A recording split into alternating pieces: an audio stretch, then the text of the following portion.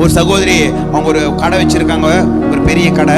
அந்த சகோதரி அந்த கடைக்குள்ள போகும்போது காலையில உள்ள போயினோன்னுமே, ஏசப்பா என் கடையை ஆசீர்வதிங்க ஆண்டவரே, நல்ல கஸ்டமர் வரணும் ஆண்டவரே என்று அவங்க என்ன பண்ணுவாங்க, ஜெபம் பண்ணுவாங்க.